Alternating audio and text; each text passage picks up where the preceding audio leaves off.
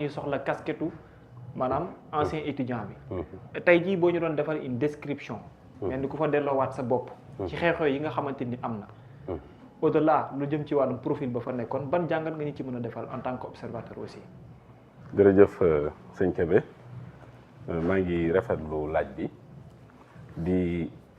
tàmmalee sama kàddu di incliner wu devant la mémoire du sieur Abdoulaye Ba. bi xam ni yàlla dogal na mu ñàkk bakkanam ci circonstances yoo xam ni kenn rafetlu ko ci réew mi ndax kenn ku ne xam na ni étudiant benn souhait la am mooy d'être l'honneur de sa mère, la fierté de son père et l'ornement de sa famille. Malheureusement loolu xañ nañ ko ci circonstances yoo xam ne nii maanaam jéggi na dayoo ci métit ak nakar ci ko xam étudiant rawatina profilam moom xam ni da ngay mel ni sa fi nga jóge dara newu fa nga war a ñëw université tabax ngir mën a dellu dëgëral fa nga jóge woon kon kooku espoir la waaye boo gisee mu diis lool ci askan wi yépp mooy bàyyi xel lii ma wax nii moo tax maanaam munta oyof déegi lu metti la ci bépp sénégalais waaye nag dogalub yàlla dafa am yaakaar naa collègue sunu doyen Eri Moreau kii di Mariama Ba dans une si longue lettre dafa bind wax ni on ne prend pas rendez-vous avec le destin empoigne qui il veut quand il veut où il veut et dans le sens de vos désirs il vous apporte de la plénitude mais le plus souvent il déséquilibre et heurte et on subit il a subi son sort d'être tué ci circonstances yoo xam mënoon naa ñàkk kon moo tax dañuy taxaw ci di incliner wu devant sa mémoire waaye ñaan yàlla suñu borom mu xare ko àjjana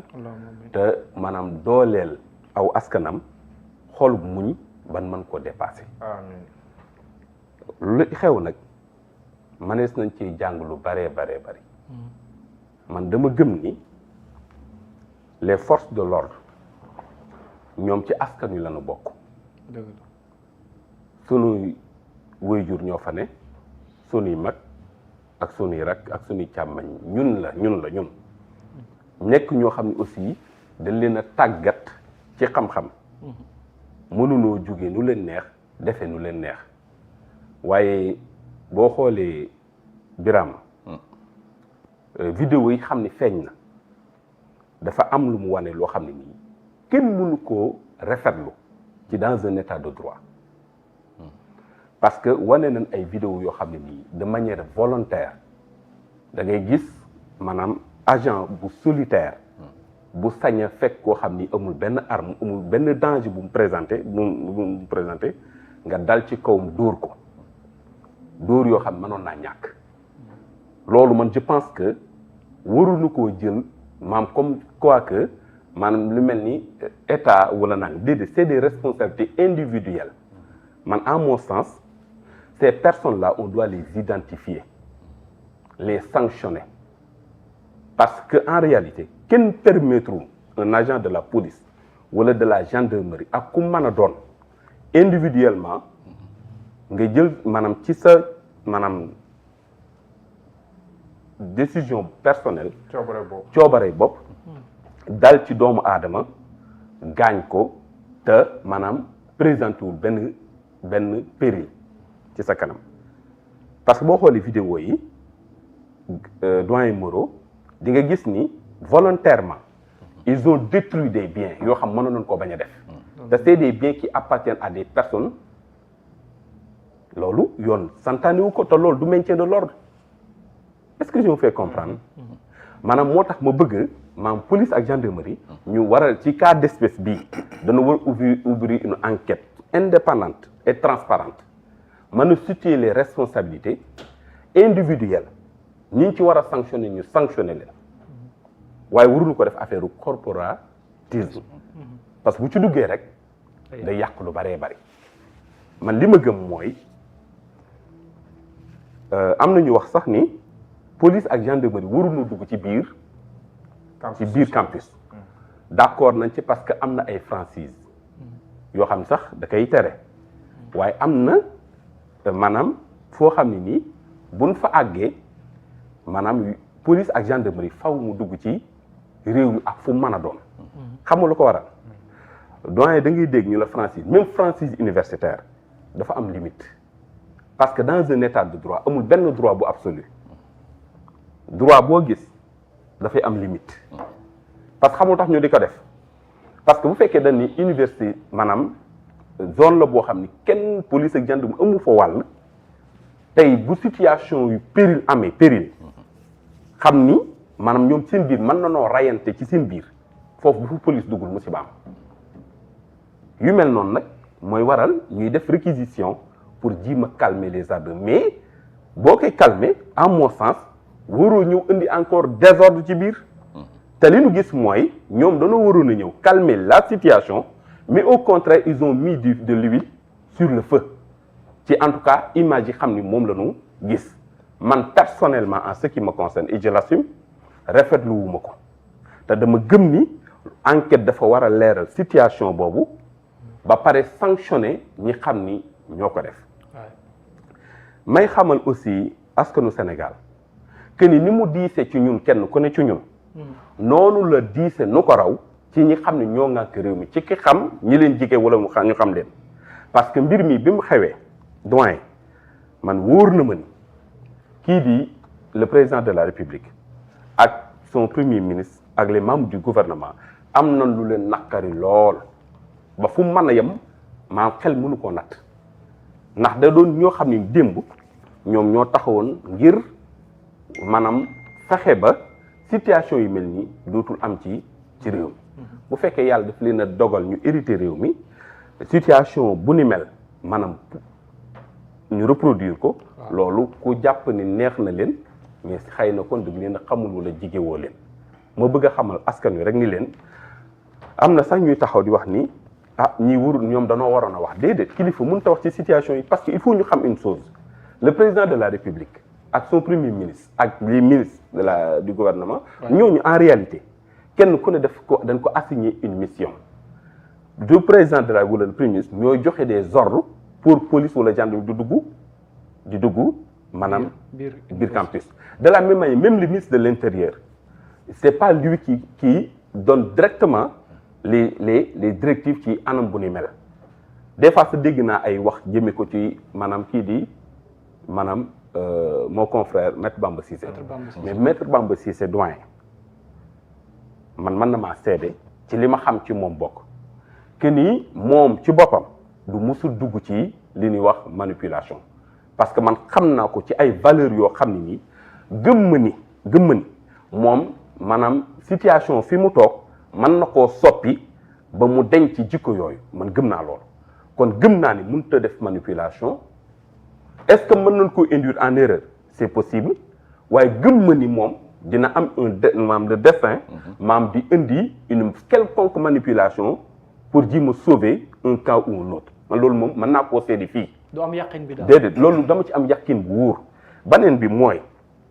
moom il a été étudiant xam na lan mooy dundinu étudiant xam na bu baax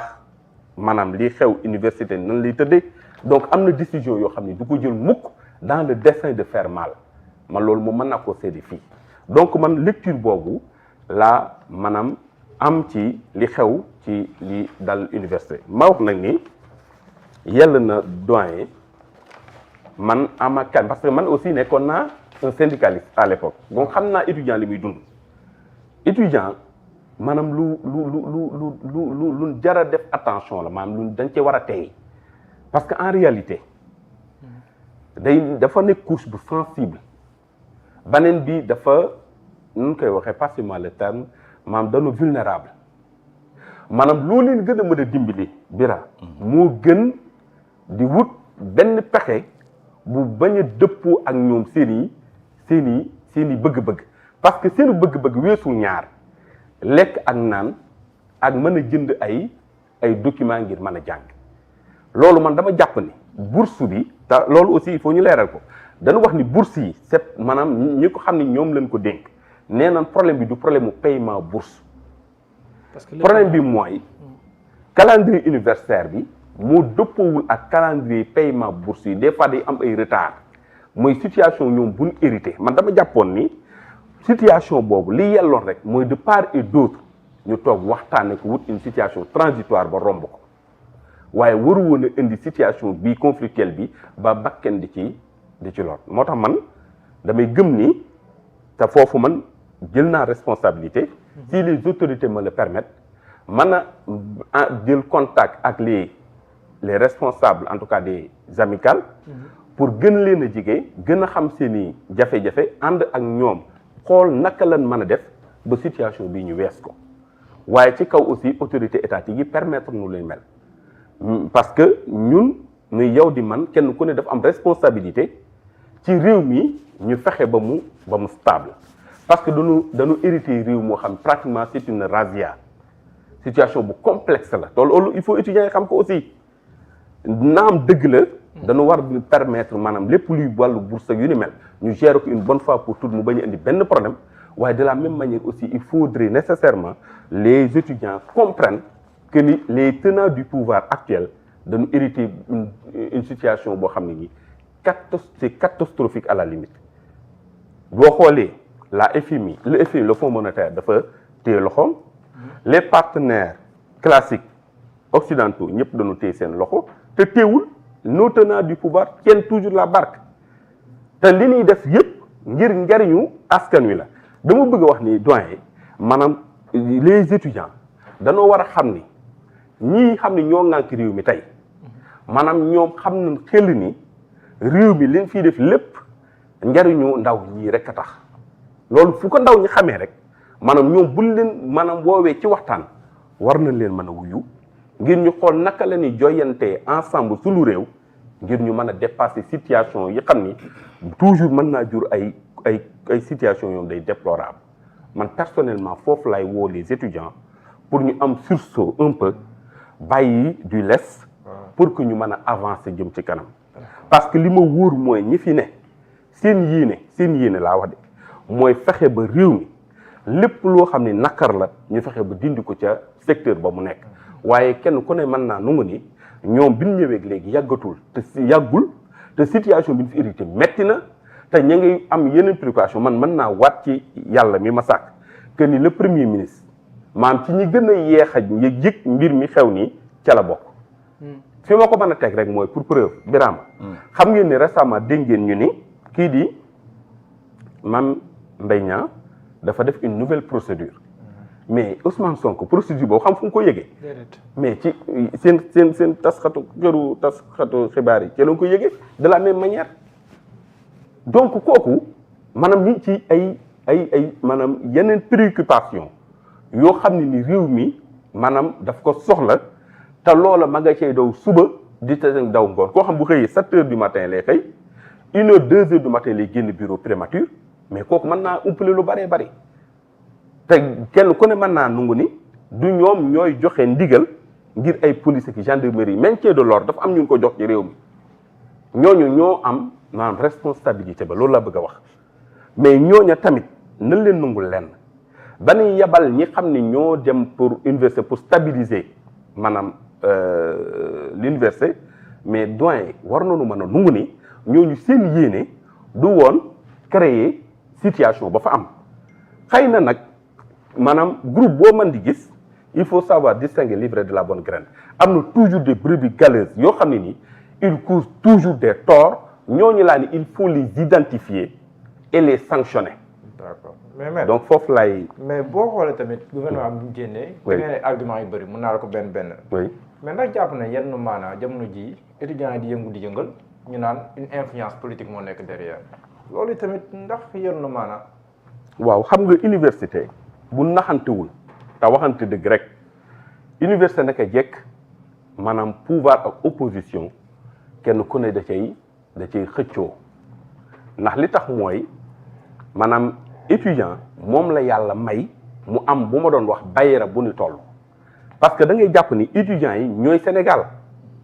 te Sénégal Birama étudiant bu ne jàppal ni boo téye benn étudiant téye nga fukk wala ñaar fukki doomu aadama ci réew mi kon ñooñu képp koo xam da ngay def politique du ñàkk ngay jiima langaamu ca ñoom ngir fexe noo amee doole waaye man li ma d'accordul mooy maam langaamu ci ñoom ngir taal am réew wala yëngal am réew waaye langaamu ci ñoom ngir maanaam wane ni yow am nga mbooloo loolu ayul donc waaye du loo xam dañ ko war a ñëw rek maanaam jël ko par le revers de la main ni non noonu amul benn influence politique si mën naa am parce que man j'étais acteur politique acteur syndical xam naa ni effectivement influence yooyu da daa am xaw ma ndax dañ na fa wala déet waaye daana am ñun bi ñuy nekk foofu en 2011 2012 man dama amoon liste boo xam ne ni maa ko jiite woon mu tudd nouvelle conscience te période boobu j'étais le porte-parole du collectif des étudiants de la faculté de droit te jamono jooju li ñuy wax influence politique yooyu daf daa am mais ñun ak maanaam sunu esprit nouvelle conscience bi ñu bëggoon a développer foofu ñun dañoo bañoon loolu. ci ban voie la ñuy passé. non bari na ci façon bu ne la ñuy jaar ils ont des émissaires ils ont des gens yoo xam ne ñëw uniquement pour loolu voilà donc des fois sax dañ lay xiir ci indi ay jafe-jafe ci biir université bi ngir ñu jël loolu jeter l'anathème sur les tenants du pouvoir loolu c'est une réalité bu ñu waxantee dëgg maanaam te naxante wuñu loolu du existe la mais xam nga étudiant bu xamee boppam am na ci loo xam ni Diallo waru koo nangu mooy ñu lay instrumentaliser waxuma ni ñoom dañ leen instrumentaliser dama ne c'est une hypothèse boo xam ni existé woon na xawma ndax am na ba léegi waaye daana am waaye man ci cas d'espèce bi cherché wu ma à comprendre est-ce qu'il y a une influence derrière ou pas non man dama wax ni étudiant ku ñu ñoŋal la étudiant ku ñu war a ñoŋal la étudiant ku ñu war a dimbali la étudiant du ku ñuy faat d'accord ma ci loolu man te man dama gëm sax ni police ak gendarmerie amuñu wàll fële ci université bu Dakar amuñu fa wàll lu dul circonstance yoo xam ne nii maam jéggi na dayoo goo xam ne waa réew mi yëpp yëg nañ ni bu police ak gendarmerie duggul foofu Birama jëy mën naa am mais loola daa am ñun ko dénk ci am réew te ñooñu rek ñoo mën a am responsabilité saytu loolu ci renseignement ba xam est-ce que yella na wala yellul police ak gendarmerie dugg ci biir université moo tax man ña ko yable ñu dugg ca ñooñu xëy na dama leen koy nungul parce que ñooñu am le renseignement ba xam exactement est-ce qu'il y a péril ou pas pour ñu war faa mën a dugg waaye rek buñ fa duggee ñoom benn objectif la ñu war a am mooy stabiliser l'espace public l'espace universitaire waaye mayuñu leen ñuy def maanaam des coups parce que li am mooy des coups et blessures volontaires li am mooy des destructions de biens appartenant à autrui li am mooy en tout cas c'est selon le terme en tout cas il y a meurtre ou assassinat parce que une personne a été tuée circonstances yi ko mën a leeral nag mooy une enquête pour ñu xam est-ce que kii dañ ko maanaam mort naturelle la wala soit am na lu provoqué sa mort loolu nag dañ koy bàyyi ak enquête waaye li ma gëm mooy les autorités ci situation bi il doit faire une enquête rapide transparente ba bañ a mën a situer les responsabilités pour mën a def ay daan ci ñi xam ne ñoo ko def. waaw dama la doyen. alors doyen yow nan nga jàngatee c'est-à-dire mbir mi fi mu dooree ndax bari na ñoo xam ne dañ jàpp ne temps bañ fa def yàgg na nañ ko doon defee doy na waar problème yi mu indi mais de manière générale ba ci violence yi